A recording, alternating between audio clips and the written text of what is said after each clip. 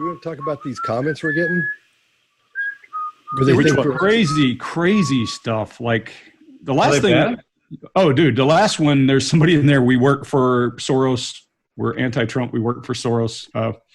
Go look up the Bilderbergs. I'm like, yeah, okay, good. And the funny part is 2 or 3 lines down, they think we're Trump's biggest supporter and we're on his payroll. So we're doing a good job of being unbiased, I think. Yeah. I think we should bring that up we will. Yeah, we should today and say, yep. Well, I'll say our usual thing, hey, it's, it comes to see him. And Greg, I'll say, you got anything, and you guys got anything to say? And then Greg, let's just get that in discussion. Hey, guys, we as a matter of fact, we avoid things that we know we're consciously really biased of. All right, here we go. Hi, I'm Scott Rouse. I'm a body language expert and analyst. I train law enforcement in the military in interrogation and body language. I'm also a keynote speaker and a trial consultant. And Greg and I have a course called bodylanguagetactics.com if you want to learn a little bit more about body language. Mark? I'm Mark Bowden. I'm an expert in human behavior and body language. I help people all over the world to stand out, win trust, and gain credibility every time they communicate, including some of the leaders of the G7. Chase?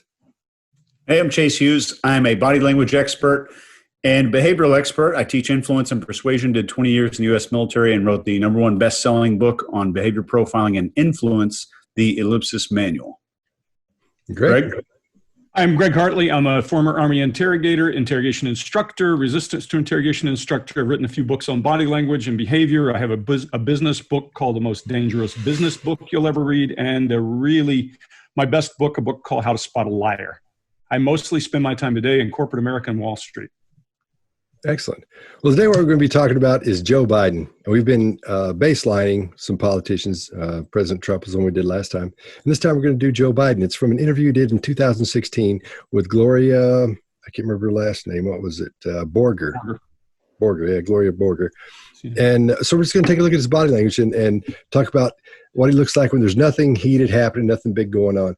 And as we go through this, it's important to remember that we're not on one side or the other side. None of us are. We're apolitical when we do this. We call them like we see them. If we see something that looks like deception, we'll say, oh, this looks deceptive here, here, and here, and here's why. If we see something that looks truthful, we'll say this looks truthful here, here, and here, and here's why. So that's what we're doing. So and don't think that we're for one person or for another person. That's not what we do. Greg, you had something to say about that as well. Yeah, a couple of things. Number one, we're here to get a baseline. And what we want you to have the ability to do is to read the person when they're talking. There are a handful of things I want you to think about. If you're coming to the 4 of us to ask for voting advice, shame on you. I mean, we're good behavior experts and people experts. We're not political analysts. It's not how we're wired.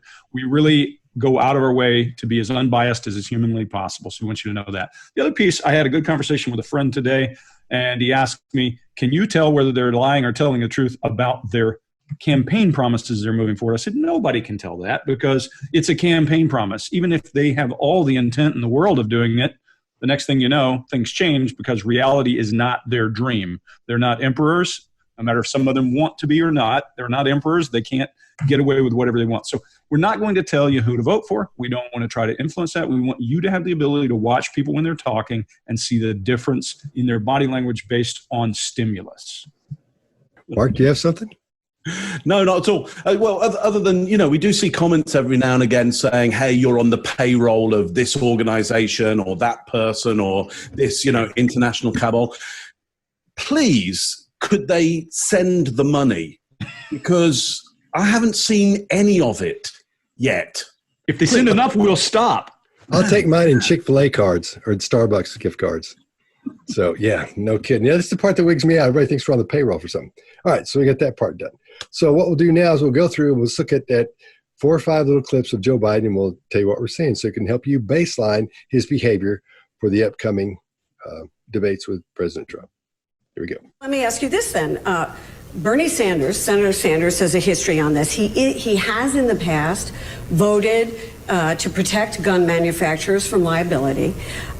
Is this a shot across the bow at Bernie Sanders? Well, Bernie Sanders has said that he thought the president's approach is a correct approach. Bernie Sanders said that he thinks there should be liability now. Well, he said he might reconsider his position. Okay, but one of the purposes the president has, and I have, we want to affect the attitude of the nominees.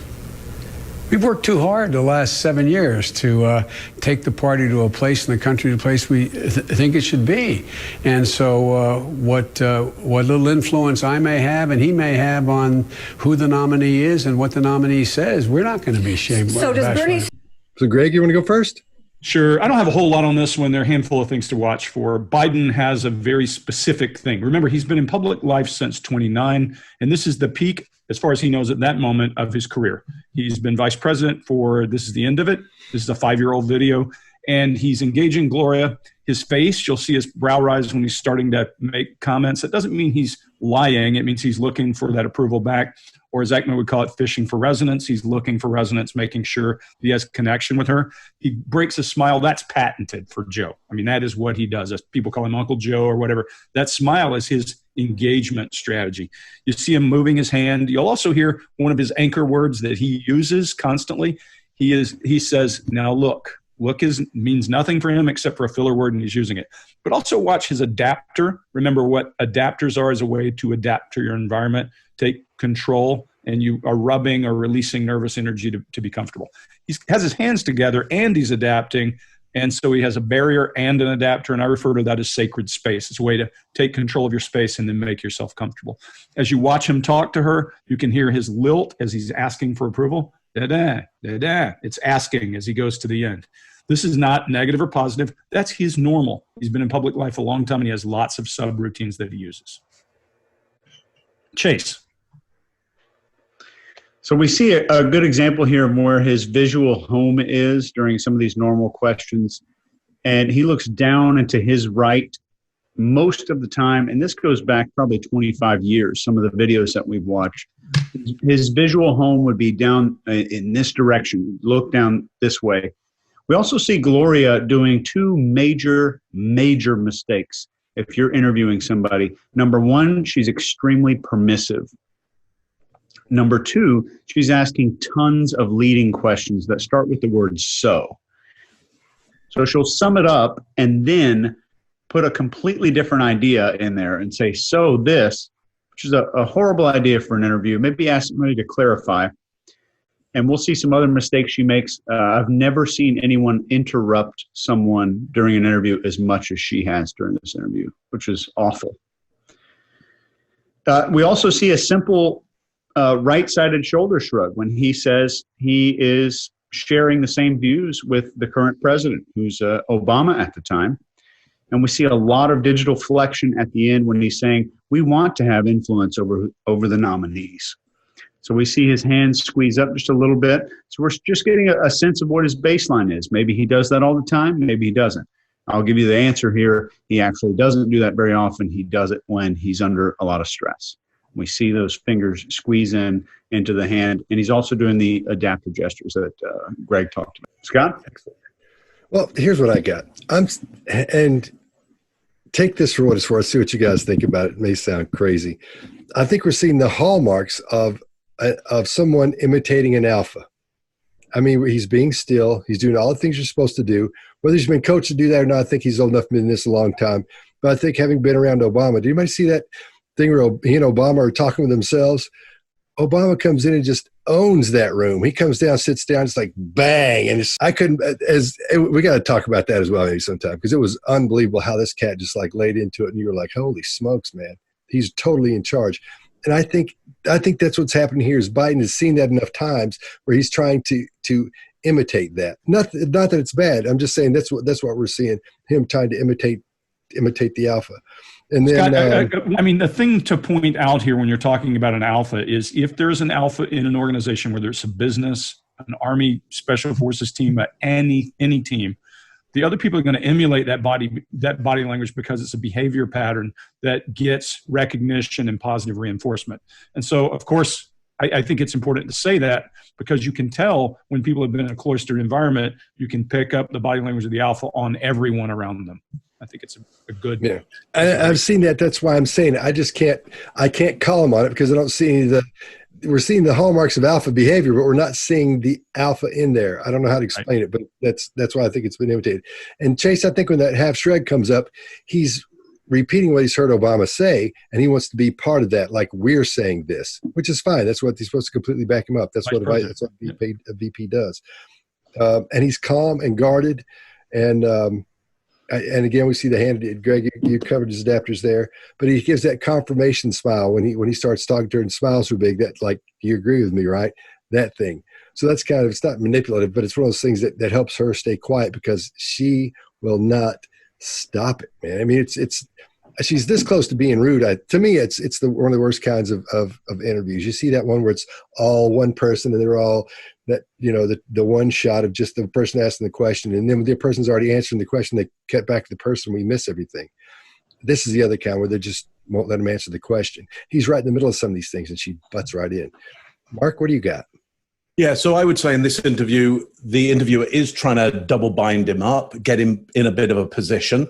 So in terms of looking at the baseline, we do see these adapters here and here, which I would say are self-soothing gestures. So we've got to decide, is this normal behavior for him, given that he's had 1,000,001 interviews, or is this pressure on him? Let's just suggest, I think, at this moment that it is enough of an aggressive interview, and it's going already into places he maybe doesn't want to go. Just before this, we saw his chin lift up to show a sense of not really arrogance, but being up for the fight. We saw him push his tongue around a certain subject before this, where he was putting a bind around it. I think he already doesn't like where this is going. I'll leave it there. And one quick note on the alpha behavior, and especially Obama's alpha behavior. As far as behavior goes, just behavior, he was one of the coolest nonverbal communicative presidents we've ever had. And if there's one guy that's hard to outdo in that arena, it's Jerry Seinfeld. And him and Jerry get on a show together called Comedians in Cars Getting Coffee. Jerry drives to the White House, and you can still see it. Obama's still owning the room, so to speak. And I think that Joe has learned to emulate a lot of those behaviors over his time in office with Obama. When I teach people body language of alphas, I always say alphas don't strut, their competitors do. And Obama is a perfect example of that. He's just doing his thing and doesn't worry about what anyone else is doing. Okay, before we go to the next clip, here's a funny one for you guys. One of the things we constantly get, and I thought we would weigh in on during this, is, are we reading each other constantly? What do you guys say? You know what I always say? I'm too busy looking to see how stupid I look. Yeah, I'm looking down the camera. I'm staring at myself most of the time. Stupid. Making sure my hair's over. I think like most of the comments we get, I can't stop looking into Chase's eyes. Get closer to the cameras. That's the hypnosis. You know what bugs me? God, I think that the thing is about the girls is I think he gets too much attention. Scott, how much does that cost you, man? And where can I order one? I'm going to sell this on eBay. Does it say, Chase, what do you got on the back? No, it's just another picture of you so I can look at you. Oh, my God.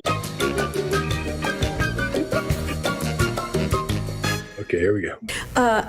As we all know, you were thinking long and hard yourself about running for the presidency, and you decided it was a no-go. And you've said you regret it every day. Yeah. Tell me why. Well, in response to a question, I did say that, look, I made the absolute right decision for my family. But do you regret it? What I regret is, and I'm still going to be able to do it, is I care deeply about these issues. I've spent my whole adult life, and I was 29 years old, working on foreign policy and domestic policy, and I care deeply about it. And so I regret, to the extent I regret not having a louder voice on it, but I'm the Vice President of the United States. We're another year in office, and we have an opportunity to get a lot more done. We've done a great deal, notwithstanding the fiction on the other side. We've done a great deal. We've taken this country from chaos to recovery. We're on the verge of resurgence. We genuinely are better positioned than any nation in the world, economically and politically. And so there's so much we can do. And the opportunities we have in life sciences and the opportunities we have in the breakthroughs that are going to occur in the next 4 to 6 years are astounding. Let me ask you. All right, Chase, what do you got? So we have another thing here that, with eye movement that we're going to see is personal story recall. When he's thinking of an actual personal story that happened to him, we see an upward head and eye movement together. So skull, eyes moving together in unison, which is great. See another use of his tagline word of look when he starts to answer stuff, which I will say, there is an app through Google, I don't know what it's called, where you can look at the presence of words that start sentences, especially on media. This is a huge thing.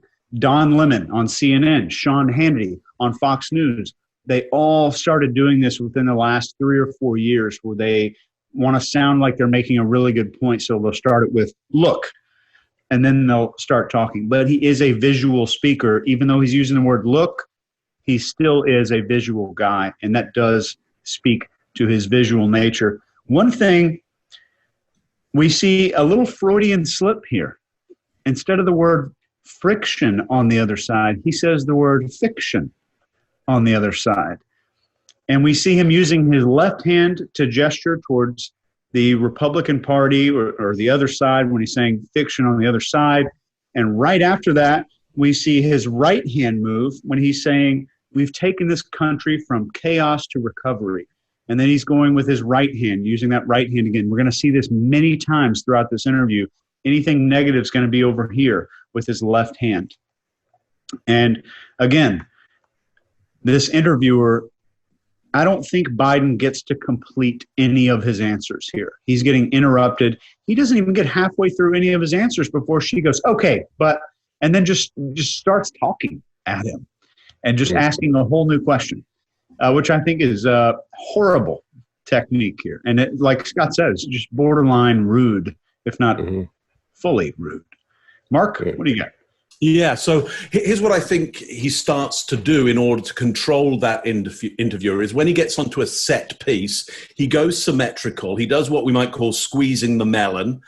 So he kind of holds this kind of ball or melon. I love that description. Yeah, squeezing that melon. And that's a way to create what I would call a moderator, which says, I've got the ball now. I've got the melon. I'm holding this big, heavy object here. You aren't going to interrupt me. However, she does interrupt, and then he goes back to this self-soothing mechanism that he's got going on, which is why I might say, I think this is a baseline for him around self-soothing, but it is a baseline around there's stress in this conversation. So in debates, for example, I would be looking out for this to start happening, because I'd be thinking now maybe he's under a little bit of stress and concern around this. Squeezing the melon, that's training. That's somebody has said to him, you know what, open palm gestures, get them symmetrical, because that's going to be calm and assertive, and it will hold the conversation. So what's interesting here for me as a baseline is, though he's had training at this point, he's not very good at holding on to it, I would say, under stress and pressure. And he's going back to those self-soothing adapters under stress and pressure. That's a bit of a red flag for me in terms of how do I think he's going to perform under stress and pressure of debates. There's my take on it. Hey, Greg, what do you got? Yeah, so a couple of things. I really think he meant fiction in this case, Chase, because I think he's saying they made this up. You know, there's a lot of attacks from the left. From the right. That's what I think he's actually saying. He does what I call sacred space, the thing you're talking about, milling his hands, often when he hits emotion. What you're calling home here, I think is home only in this interview, because I've watched some other interviews with him. And the home here, that's emotion. Of all the eye movement stuff that people will tell you, and they'll try to give you absolutes, the only one I ever think is very solid is when you feel emotion, you look down and to your right. That's humans. That's just how we're wired. And some of these topics are very emotional for him as he gets into the conversation. She's also talked to him about Bo a little bit in this conversation, I believe. So you've moved him into the emotional. But when he gets emotional, he does close his hands and he does middle and he does relax. When he's on message, to your point, Mark, where you call it compressing or holding the melon, Squeezing the melon. Would you call it that, or accordion, or whatever he's doing? Yeah. Well, Trump is more the accordion. Yeah, Trump is the accordion because he's playing the polka while he's doing it. Or what I've coined as monkey cymbals. Oh yeah, that's even better. Monkey cymbals is a good one. So, but what he's doing is, this is a guy who has been on message his whole life. You know, he's had to be in front of people. People ask me who lies the most. I say politicians, they have to keep enough people happy, the right people happy to keep them in office. So they have to be able to nuance the truth when they're talking. Not saying he's lying, not at all. I'm saying when he's on message, his hands, his body, his face, his words are all working together. And if you look, it's a congruent message. And the other thing he's doing is, I usually call it a plaintiff wail or the Biden whine. When he gets to where he's trying to convince you and he's frustrated, he gets more whiny in his voice. And it's an approach he takes as he's drawing you in to listen to him. He's changing the tone of his voice. Overall, I think he's altogether illustrating effectively with his hands when he's doing that, the melon or the accordion or whatever you want to call it. And he's effectively delivering a message. She cuts him off anyway, back to emotion, closes, puts his hands together. That's what I have. Yeah. Scott, what you got? I'm seeing him. He's slowly getting geared up. So because he's starting to come forward a little bit, his gestures are getting a little bit bigger. His illustrators are getting larger. And again, his voice is changing. Greg, I'll go with you on that as well. So he's beginning to change and get more and I think he's getting frustrated with her talking to him the way she is, because she's loud and he's right there. I know she's got to be loud because it's TV and all that. But at the same time, I think she's starting to get on his nerves a little bit, because she's interrupting him. He's trying to finish stuff. But you know what? This shows what a good listener he is, because she starts and he's click and just waits. And that's another thing about alphas. He's doing the same thing that, that's alpha behavior. As soon as they start, you just wait and dead eye him, and he's doing that. So yeah, he's great at this. I think he's really good at it. Staying calm, even though he's feeling, I think a lot of the emotion we're seeing is coming from him being frustrated. So, I think that's when you hear the voice, starting to change is when he gets frustrated. You hear it in every interview where he gets frustrated. Yeah. As we all know, you were thinking long and hard yourself about running for the presidency, and you decided it was a no-go. And you've said you regret it every day. Yeah. Tell me Well, why. in response to a question, I did say that, look, I made the absolute right decision for my family. But do you regret it? What I regret is, and I'm still going to be able to do it, is I care deeply about these issues. I've spent my whole adult life, and I was 29 years old, working on foreign policy and domestic policy, and I care deeply about it. And so I regret, to the extent I regret not having a louder voice on it, but I'm the Vice President of the United States. We're another year in office, and we have an opportunity to get a lot more done. We've done a great deal, notwithstanding the fiction on the other side. We've done a great deal. We've taken this country from chaos to recovery. We're on the verge of resurgence. We genuinely are better positioned than any nation in the world, economically and politically. And so there's so much we can do. And the opportunities we have in life sciences and the opportunities we have in the breakthroughs that are going to occur in the next 4 to 6 years are astounding. Let me ask you. Okay, we good? Let me ask you about the race that you're not in. Yep. And now we see that Bernie Sanders and Hillary Clinton are actually running neck and neck in Iowa and in New Hampshire. Why do you think Hillary Clinton is struggling? Well, first of all, I've been of the view, and I don't know that you and I talked about it. I don't want to say that for certain, but we may have. I thought for the last 6 months they were neck and neck in both places. Mm-hmm. I never bought the idea that there was somehow that, remember when he was up by 15 points in New Hampshire and he was down by 15 points? That's not the way this process works, as you and I both know.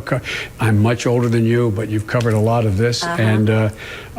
And so I'm not surprised that it is viewed as neck and neck, but I'm also will be surprised if the pundits turn out to be right. There hardly ever are in Iowa and New Hampshire. So I'm not. Why is she? So here's what I got out of this one. When she starts and she says, so, the race let's talk about the race. And then when she says the race you're not in, the first part makes him smile. So that's a real smile. I believe that's a Duchesne smile. The second part where we see him force that extra smile because it's on his last nerve and sort of embarrassing for him, I think, because maybe he had said he wanted to wish he continued. And we'll notice as when he smiles, the big smile then comes down to the other one. When she starts talking about Hillary and Bernie, when she gets to that next subject, you'll see that smile go away way too quickly.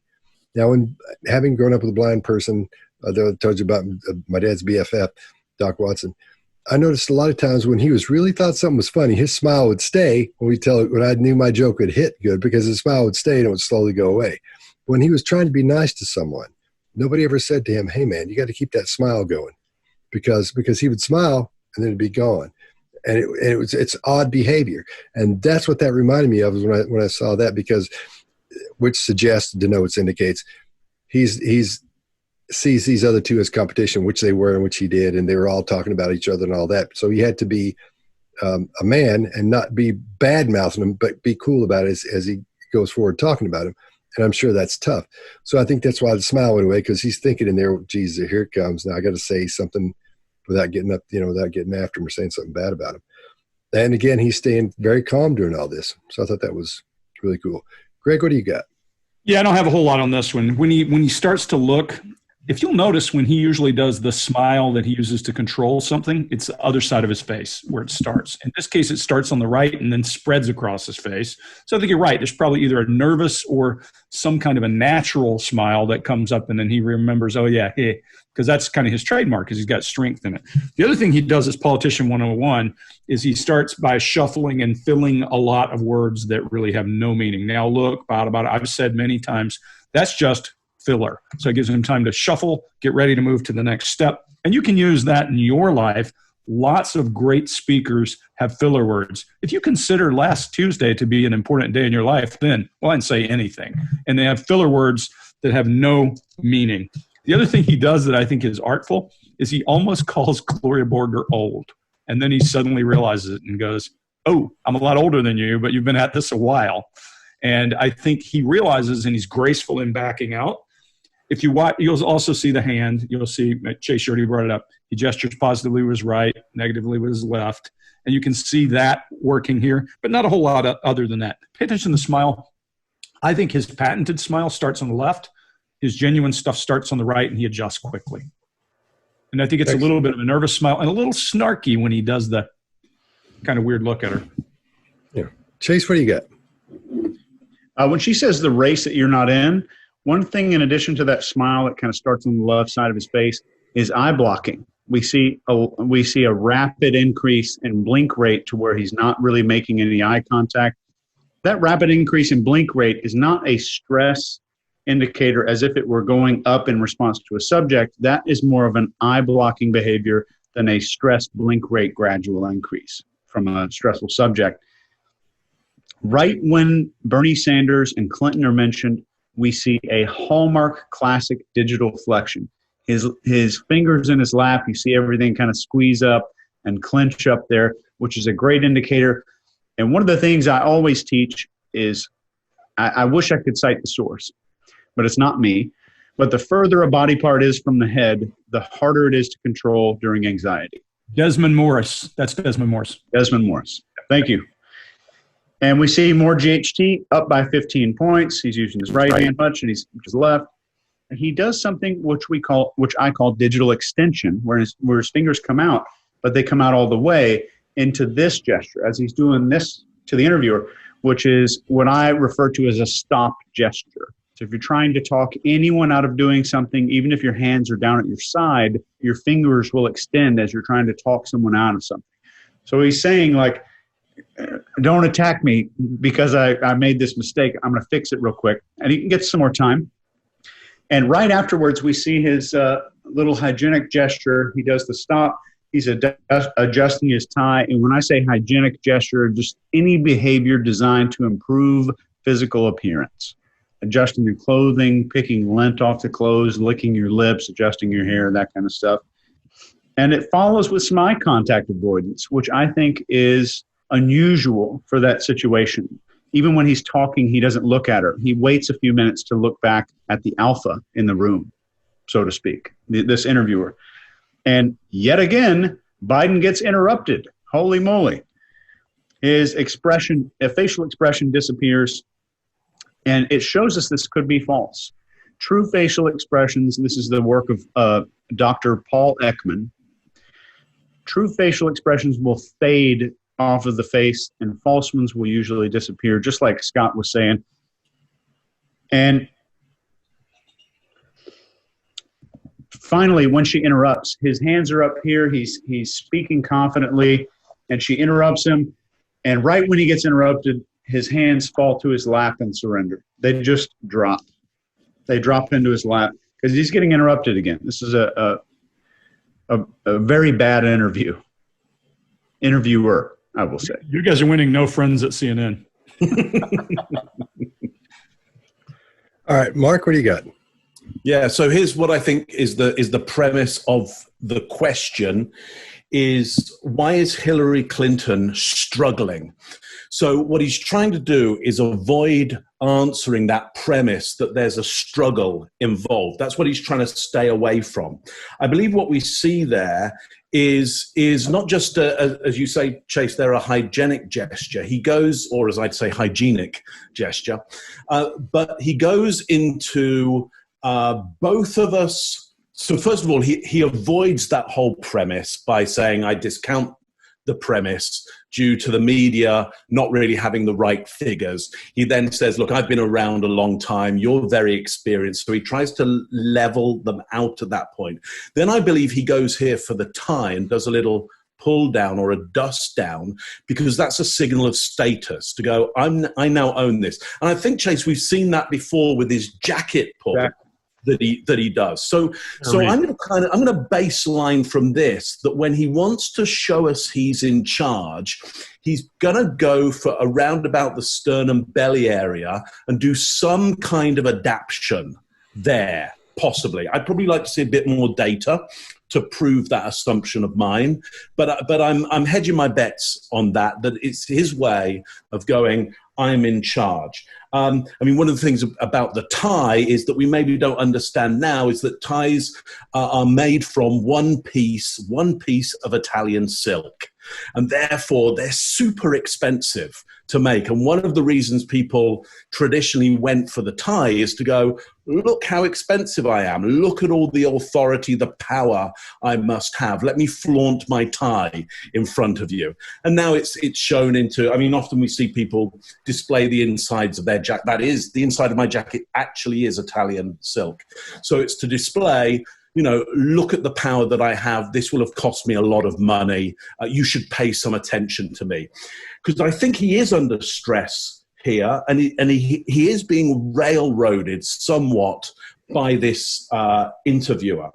Maybe we'll find out a little bit later what she's actually trying to get him to talk about here. Let me ask you about the race that you're not in. Yep. And now we see that Bernie Sanders and Hillary Clinton are actually running neck and neck in Iowa and in New Hampshire. Why do you think Hillary Clinton is struggling? Well, first of all, I've been of the view, and I don't know that you and I talked about it, I don't want to say that for certain, but we may have. I thought for the last 6 months they were neck and neck in both places. Mm-hmm. I never bought the idea that there was somehow that, remember when he was up by 15 points in New Hampshire and he was down by 15 points? That's not the way this process works, as you and I both know. I'm much older than you, but you've covered a lot of this. Uh-huh. And so I'm not surprised that it is viewed as neck and neck, but I'm also will be surprised if the pundits turn out to be right. They hardly ever are in Iowa and New Hampshire. So I'm not. But why is she? Okay, we good? I'm not. But why is she struggling? I mean, you say. I mean, we considered she was an overwhelming favorite, and well, but I think that's part of the reason. He's a democratic socialist. Yeah, but if if Bernie Sanders never said he was a democratic socialist, based on what he's saying, people wouldn't be calling him a democratic socialist. That's how he characterizes himself in sort of European terms, the democratic socialist parties in Europe. But why is she having trouble? Well, I think that Bernie is speaking to a yearning that is deep and real, and he has credibility on it. And that is the absolute enormous concentration of wealth in a small group of people, with the middle class now being able to be shown being left out. There used to be a basic bargain. If you contributed to the profitability of an enterprise, you got to share in the profit. That's been broken. Productivity's up, wages are stagnant. Talking. All right. Well, at the top of this, you can see when she says why she's struggling. She gets to the part where she says he's a democratic socialist. That's when we see the jut, the chin jut, and his chin go back and a little bit of the tongue coming out because he's doing on the inside of his bottom lip there. And that suggests, it denotes that he's not only not into it, makes him a little bit angry. So as he's coming forward with it. And then he begins preening, like pulling on the side of his pants. When you want to really get on someone's nerves and you're talking to them, they're telling you something, you start this. That is such a big disrespect number. I don't know if he's pulling on his pants as a disrespectful thing that he's trying to keep it all in, or if he's doing that again out of using it as an adapter. So it's one of those things that I'm not really sure which, but I'm sure but I get the vibe. It's more of a preening issue there. And then all these everything we're seeing all together in this situation, all these tight, quick little things in that one spot tell you that denotes that he's uncomfortable, indicates he's uncomfortable.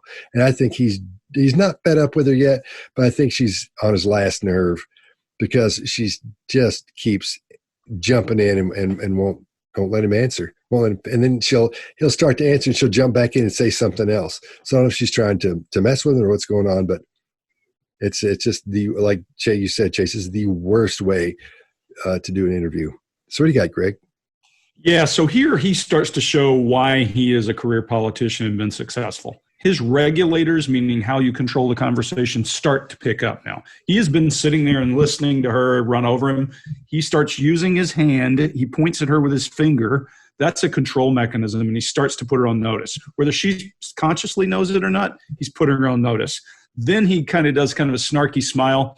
When I see the anger around branding, the anger around the Democratic Socialist, I think what he's really angry about, Scott, is that Bernie figured out how to brand himself in a way that gave him real credibility with people. I think that's where the emotion is. Because if you notice, he kind of has a little crooked smile when he says, only because he calls himself that had people associated him with that. But his regulators start to be controlling. You see him moving his face and engaging her in a big way. His brow is there. He even leans in close to her. So he's allowing himself the opportunity to talk. And I think there's a lot of regulator that comes out of here. One quick thought, he does a lot of this. Scott, Chase, where have you seen that? Snatching your coat down? That's a very military thing. Oh, yeah. If you want to demonstrate authority and if you're around Marine Corps, Army, Navy, Air Force officers all the time, and they're snapping their coat, that's an authority thing. And I think that's some of why he does it when he's getting on the ropes or he's trying to control. So I think you're seeing him broadcasting that he wants space, taking that space and starting to do this and saying, look, Bernie is not doing anything anybody else hasn't done. When he starts to talk about Bernie has found a space that nobody is talking to, his eyes drift down to the right, again, back to that emotional space. I think probably what he's thinking there, this is me guessing, is, hey, this guy's got a thing that we didn't figure out and he's running with it. That's my opinion. All right. So, Chase, what you got? I get to say it. Surprise, he gets interrupted a few more times. And there's discomfort with the topic. I think his pulling of the pants is less of a desired attempt to broadcast. I think it is what Scott said. I do think it is kind of a pacifier or some kind of what Greg would call an adaptive. And when he's saying the Democratic Socialist Party, we see a huge increase in blink rate, almost to the point of what some behavioral people would call an eye flutter, which may or may not classify as eye blocking behavior here. He uses positive GHT side to discuss the small populace of the rich. He uses his right hand to discuss the rich. He doesn't kind of lean over and say there's this small populace. You can still use the right hand, but if you're going to something negative, you might lean over here if that's your negative side. See, people do that all the time. This is not just debate profiling prep. This is not just Biden baseline. You can use this every day. I think Biden likes to lean in when he knows he's got a real good point and he's excited that he has a very coherent message. And this is just like when Trump does this big nasal inhale, when he goes, before he starts saying something, he knows he's going to win everybody over. Biden does the lean in. And I think he's also doing that to prevent her from interrupting him again, which she does again at the end of this. And I think he leans in because he knows he's got a good point. He's reasserting his control over the conversation. And he, at the very end here, we see him get interrupted once again. Mark? Yeah, so here's where this has been leading, is that you can't even beat, or she can't even beat a democratic socialist, which, my assumption would be in the US, if you can't beat a Democrat, an old school European democratic socialist, like what's going on here? The interviewer here has got him in a real bind. And this is where she's been leading, I believe, all the way, which is, and we see it the second time she says she goes, why is she? So she does the stress on the S and then does 3 E's afterwards. She's trying to tell him, look, what I want you to talk about here is gender and character. So essentially she's lulling him. She's trying to bring him into, which is really, was Trump's idea, which is that woman. The problem is the woman, and specifically that woman. Now, he doesn't want to go anywhere near this. And that's why I think he does that self-soothing gesture on the trousers, on his pants, at the side, because this is now a real problem for him. And we do get that lean in, and he comes right down the center of his wheel plane there. So right down the center to go, I've really got my thoughts together on this. I'm leaning in, something we see more from Trump these days, a consistent lean in all the time on the interviewer, because at this point, he's going to totally moderate this and control this because it's out of hand. She's now pushed him into an area he doesn't want to go, which is to throw his colleague under the bus based on being female and a specific type of character of female. He's decided he's not going there. That's what I'd say about it. I'm not. Why is she struggling? I mean, you say, we consider she was an overwhelming favorite. I think that's part of the reason. He's a democratic socialist. Yeah, but if Bernie Sanders never said he was a democratic socialist, based on what he's saying, people wouldn't be calling him a democratic socialist.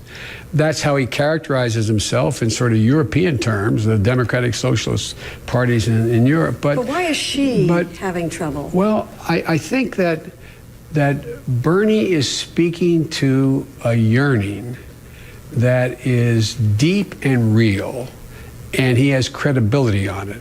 And that is the absolute enormous concentration of wealth in a small group of people, with the middle class now being able to be shown being left out. There used to be a basic bargain.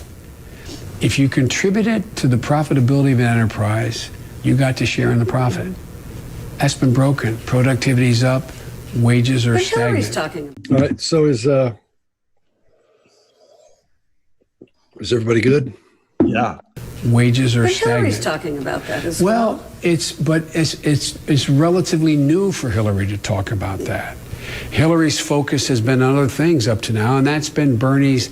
No one questions Bernie's authenticity on those issues. And they question hers, you think? Well, I think they question everybody's who hasn't been talking about it all along. But I think she's come forward with some really, really thoughtful approaches to deal with the issue. But I just think, and look, everybody, it's the old thing. Everybody wants to be the favorite. No one wants to be the prohibitive favorite. Mm-hmm. And so it's an awful high bar for her to meet, that she was the absolute prohibitive favorite. I never thought she was a prohibitive favorite. I don't think she ever thought she was a prohibitive favorite. So I think it's, everything's sort of coming down to earth, just settling in, but it's not over. All right, Chase, what do you got? I'll just pick on a couple things here. When he says Hillary's been focused on other things, He's moving that off to his left side. And when he says she's been focused on how his character's uncorruptible and how nobody can question him, as he's saying she's been focused on, she goes by, we see Biden do this. And Biden's saying nobody can question him. So he's saying Hillary's been focused on other things, but mainly, there's a focus on, and is pointing towards himself as he's saying that nobody can really question it, which I thought was really interesting. And at the end here, he's using look again to illustrate a point, which may become a little bit repetitive.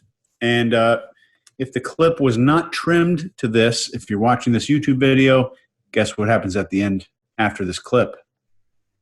Biden gets interrupted again. I'll leave it to Scott. What do you got? Yeah. Here we see him. I think this is where she's already on his last nerve. She's there. And he's starting to get fired up. He's controlling his what would be a little bit of anger. Because apparently, because Greg said that he knew this girl, that Biden, she and Biden were friends earlier or something. And then, so maybe he's trying to hold his anger or something, or being frustrated in. So I just see him this finally come out. I know y'all got different ones. Everybody wants to cover a different thing on this, so I'm not going to hog it all. But that's what I'm seeing. He's built up to this point to where it's finally coming out a little bit, I think. So that's what we're seeing. Mark, what about you? Yeah, I think he's now using look as a way of changing direction. It's a good segue for him. It's a good pivot, a good fulcrum to legitimately move to something else. He puts up his hand and pushes away, just as Chase noticed before. It's his way, again, of moderating and saying, he says it, I think, on thoughtful approaches. He pushes, puts up his hand and pushes away. I think he's now decided this has got to stop. I don't want any of this anymore. I'm taking control of this. And he's going to start, I think, now on to try and shut this one down. Greg, give us what you got. Yeah, so Chase, not only does he do this, when he says he's beyond reproach, roughly, whichever language he uses, he's got a lot of requests for approval or brow or resonance fishing, whatever you want to call it. He's looking with a confirming glance, but his face is all wrenched up as if he needs approval on that one. He also, when he's talking about Hillary, to your point, he's moving her away as he's talking. The final piece to watch in his eye movement, you talked about home for him. Home for him in emotion is down here. But when he's recalling something he's talking about, he's over on the left side of his head. Here he gets into a bind where he has to navigate what he's going to say about Bernie and about her, because who's the next president? He's not sure. Who's the next nominee? He's not sure, and he's going to have to eat. Those are words probably. You watch him go off to the right as he navigates the words. That's not a home spot for him over here as he's thinking about what to say next. In general, I think his gestures, his illustrators, all of that are open. He's pushing. He's leaning in. He's trying to regulate the conversation. I think you're right. He is past frustrated. And Gloria Berger is, she's not the Trump fan. She's not the other people fan. She's just doing a job. She may not do a job the way we would do it, but she's certainly pushing hard topics and pushing them into a corner. And you can see some of that. And he uses those patented canned things that look. What I was surprised not to see is the big smile. You would expect the big smile. He had that kind of goofy thing is he had his forehead involved, but he didn't try to push her off with that. He used his hands. He controlled the conversation with open speaking. And I think you're starting to see a little bit of frustration here. Wages are but stagnant. Hillary's talking about that as well. Well, it's relatively new for Hillary to talk about that. Hillary's focus has been on other things up to now, and that's been Bernie's. No one questions Bernie's authenticity on those issues. And they question hers, you think? Well, I think they question everybody's who hasn't been talking about it all along.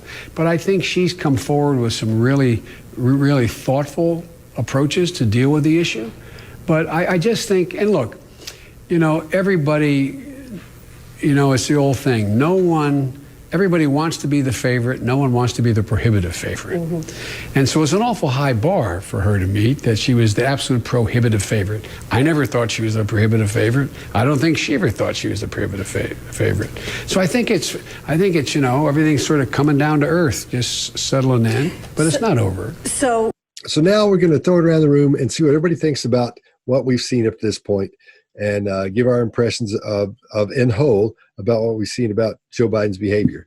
Greg, you want to go first? Sure. Yeah, I think when you see Biden on message, his hands are illustrating what he's thinking. His body is open. His head is engaging. He's making eye contact. He's using regulators, illustrators, adapters, all of that. When you push him into a point where he's uncomfortable, he closes his hands. He starts to mill, creates sacred space.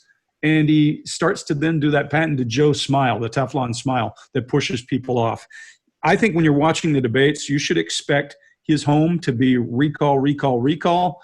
And then when he gets into an emotional issue where they're pushing him on something he's uncomfortable with, you'll see him looking down and to the right. None of that's deceptive. None of that is wrong. That's simply him looking from a normal, open speaking pattern that he's used for 50 years to when he's pressured into a place where he has to go back internally and start thinking of answers that he's not prepared. You're going to see him scramble. And you're going to hear him do the patented things. He's going to regulate by controlling you with his head movement. He's going to push his hands forward. He may mill to block, and he's going to say, look, and flash that smile when he's feeling stress.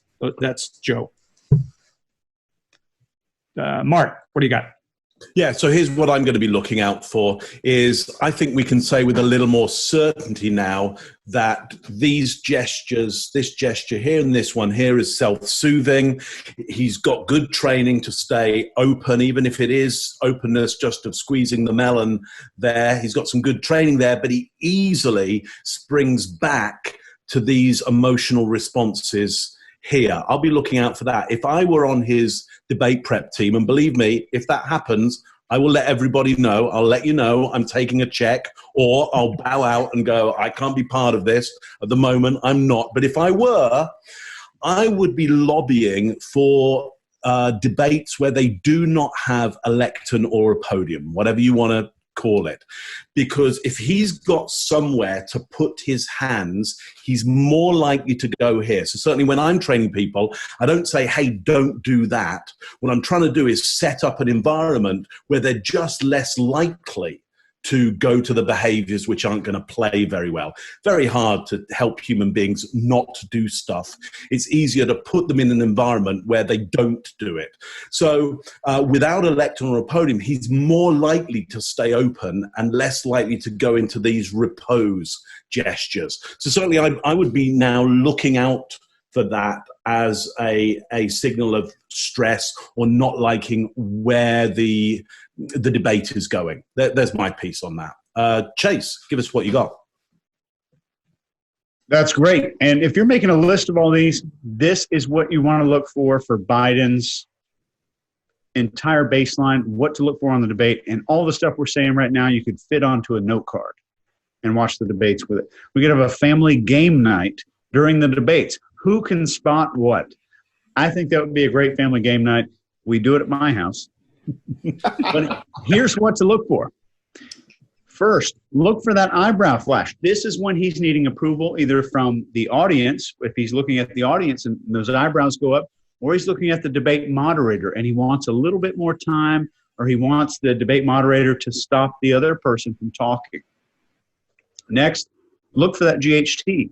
Is he gesturing over here to say one thing and over here to say another? That's very important. Because if he says, I really like this person, but he's using his left hand, that's noteworthy. That is a noteworthy thing that's taking place right there.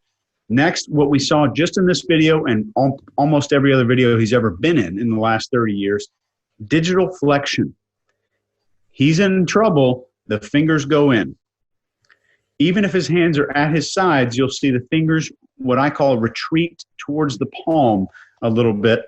And if you want someone to stop talking, you'll see the hands go all the way out into a stop gesture, even if his hands are at his side. So take a look at during the debates for that behavior. And finally, when does he adjust his clothes? And when do all of these behaviors happen? Not just, okay, I spotted someone doing something. That's meaningless unless we understand this was being spoken about, and then we saw this behavior in response. And that is what's going to make you a champion debate profiler. And I'll pass it over to Scott. All right, great. So since everybody's covered everything, I'll just talk about his behavior when he's confident. Everything seems to be small when he's talking about things. But when he starts becoming upset, or he gets a little bit out of shape, things start to get bigger. So I think when as the stress builds as he's during the debate, one thing to watch out for is he'll be turning more toward that person, I think, and his illustrators and gestures will get larger as we see him go along. So the larger watermelon is what you're. Yeah. The watermelon gets a little bigger. Giant pumpkin. Yes, big pumpkin. So and that's when he was really getting bent out of shape. That's when his gestures and illustrators were coming forward. So almost it's in an attack mode, like what Greg was talking about earlier. So that's all I've got there on the end one. So we good up to that point? Yeah. All Yeah, good? I'm just All right. looking forward to the bingo card, the lotto card. I'm looking forward to the eBay thing. I don't know who's going to get this. I don't know who's going to get it.